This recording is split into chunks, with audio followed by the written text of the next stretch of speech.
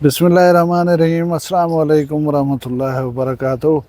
अज मंगल की दिमार है 21 तारीख है मुहर्रम उल हराम की 7 तारीख है जुलाई की 22 तारीख है आहड़ की। मैं मुमताज़ तारिक तुसां दे पे वक्री गाल उम्मीद है सारे सजन खैर सल्लत नाल सो अल्लाह तो अपनी हिफ्ज़ो मान च रखे। अज की वीडियो को गौर नाल सुन सो, इहदे विचों कोई ना कोई रिजल्ट कढण की कोशिश करसूं।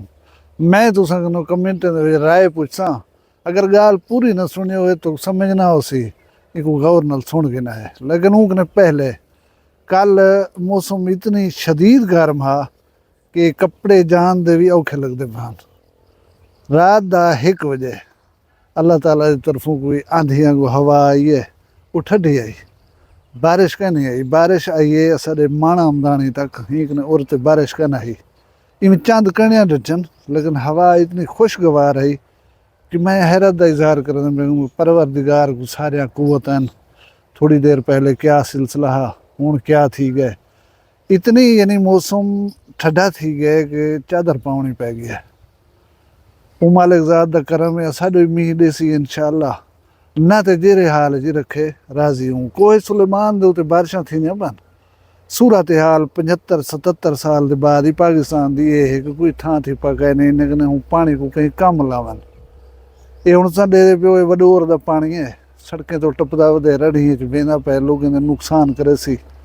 बतींदा इवें कि शाम को बारिश वसी है, वल्दी शाम को ये लोगों के पासे आया खड़ा होंदा है। काश के कोई छोटी मोटी स्टोरेज का सिस्टम होंदा। ये कोई 36,000 के करीब जरा है ना क्यूसेक पानी दसे दे पान, इन्हें को कहीं नहरें च इस्तेमाल करन या जेरे जमीन पानी दे जरे जखायर हुणे को जो आप कर गए ना ही दे नाल ते वला भी फायदे च। लेकिन कुछ का नहीं सोचा वेंदा पिया। अल्लाह ताला सारी हुकूमत को सोचा देवे। हुण मैं एक ब्या जनाजा देदा पिया मी सोशल मीडिया दे उत्ते जनाजा पढ़ींदा पिया गरीब आदमी दा। गरीब आदमी दा जेरे वेले जनाजा थींदा पिया, पहले जनाजा शुरू करन कने मौलवी साहब लोगों नाल मुखातिब थैन। उन्हें किसी बंदा जरा मार गए तुहाडे इलाके दा तुहाडे सामने दा रोजाना मेहनत मजदूरी करके गोलंदा कि शायद बालें को खवेंदा तो घर चूल्हा चलदा हा, इत गए मार।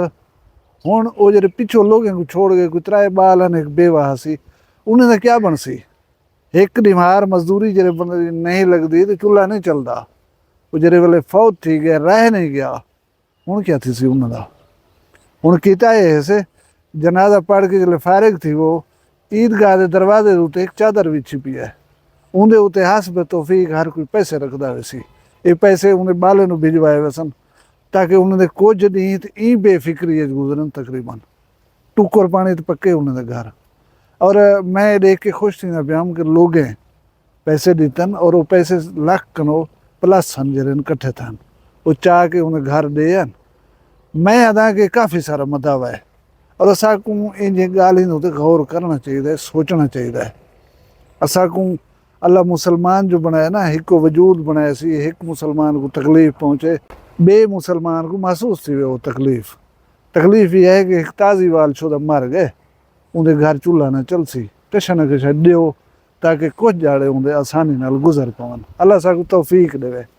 हुण दे पियो हवा शवा तेज़ चलती पी है, आपे अल्लाह रहमत करे सी। बारिश की शाम को इतला है कि 9 बजे 8 बजे बारिश आ सकती है। अल्लाह करे खैर खुशी दी होवे। ये खजी दे पियो पिंड चाती खड़ी है, हुण इन्हें पिंडू को खराब करे सी बारिश, लेकिन उनकी अपनी करम नवाजन जिमें करे, असा क्या कर सकता हूँ।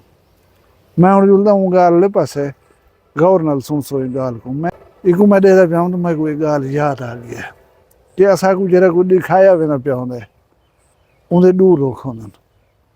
पता नहीं हूँ ये बेचारा कि ही को चुनदा वे। यदी कहानी है कि बोतल चुनदा वे, 100 साल के करीब उम्र सी, आधे बाल बच्चे ही हैं पर मैं को देंदे ही हैं हर शय। तो मैं अपने गुजारे के वास्ते 50-60 रुपया थी पौंदे तो बोतल चुनदा वदा।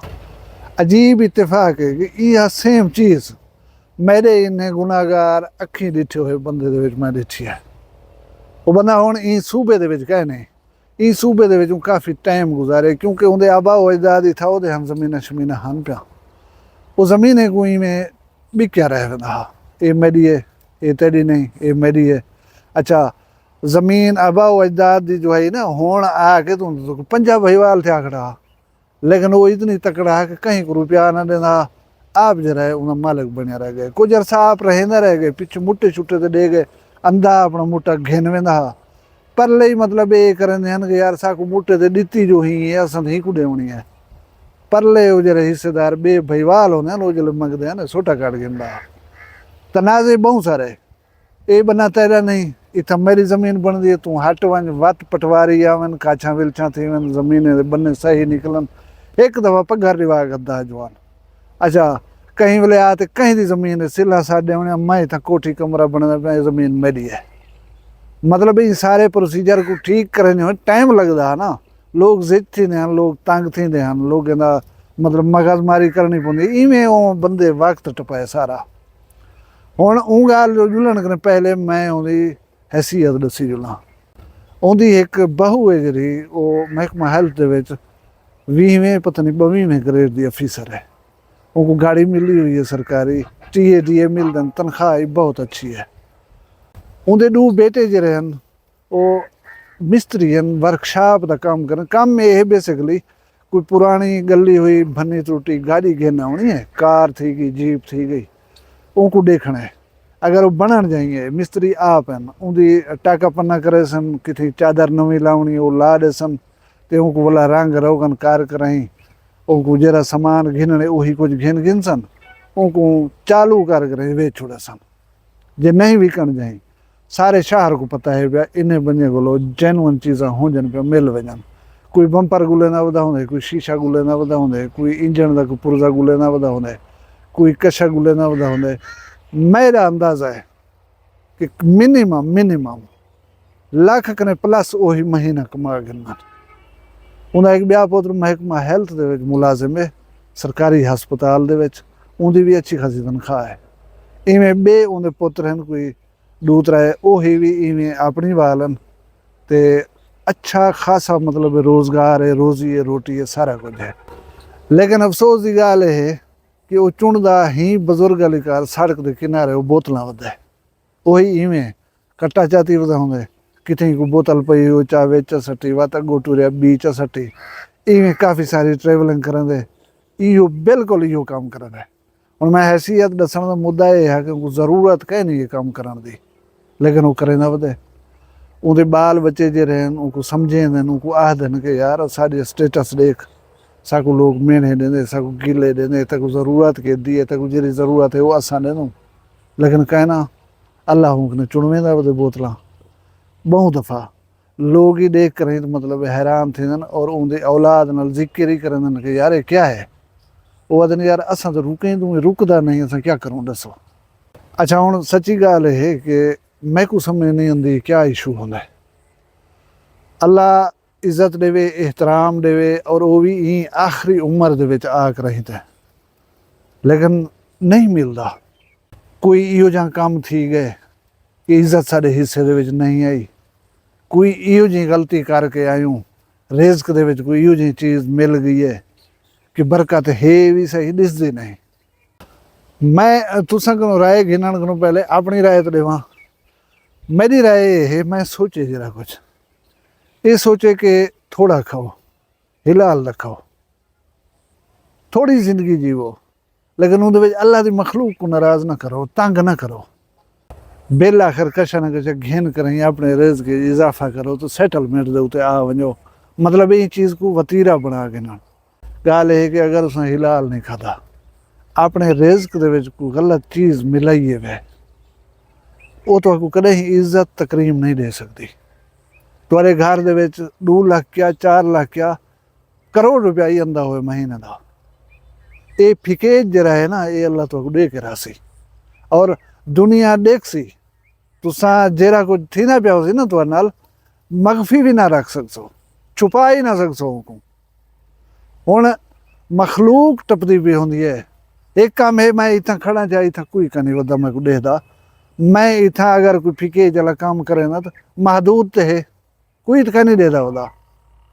अगर अल्लाह मैं कहूँ सड़क के उत्ते वाह दे रोड के उत्ते इंजा काम करवेंदा वदे जरा शर्म ना आके तो भला क्या समझूंगा। तुसा कमेंट दे विच अपनी राय का इजहार जरूर करसो ते कोशिश करा है हिलाल खवा है। जे ਜ਼ਿੰਦਗੀ ਜਿਹੜੀ ਗੁਜ਼ਰੀ ਹੈ ਉਹ ਕੋਈ ਇੱਜ਼ਤ ਨਾਲ ਗੁਜ਼ਾਰਨਾ ਹੈ ਤੇ ਜਿਹੜੇ ਵੇਲੇ ਤੁਸੀਂ ਹੀਣੇ थी वसो हथ कने ਉਹ ਵੇਲੇ बेइज्जत थी मन अल्लाह तबारक व तआला तो खुश रखे ਤੁਹਾਡੇ माल रिज़्क शान शर्म की खैर होए अपना ढेर सारा ख्याल रखा है मैं दुआ याद रखा है जींदे कल मिलसूं कहीं भी वखरी गाल नाल फिलहाल मैं कोई इजाजत दियो अल्लाह हाफ़िज़ वखरी गाल कहनी वखरी गाल मुमताज तारिक दी ਵੱਖਰੀਆਂ ਗਾਲੀ ਵੱਖਰਾ ਚੈਨਲ ਸਰਾਇਕੀ ਵਸੀਬ ਤੇ ਸੱਚੀ ਰੰਗ ਤੁਹਾਡੇ ਆਪਣੇ YouTube ਚੈਨਲ ਵੱਖਰੀ ਗਾਲ ਦੇ ਸੰਗ ਵੱਖਰੀ ਗਾਲ को YouTube ਤੇ ਸਬਸਕ੍ਰਾਈਬ ਕਰੋ ਤੇ ਨਾਲ ਨੋਟੀਫਿਕੇਸ਼ਨ ਬਿਲ ਆਨ ਕਰਦੇ ਹੋਏ ਆਲ ਕਰਨਾ ਨਾ ਭੁਲਾਏ।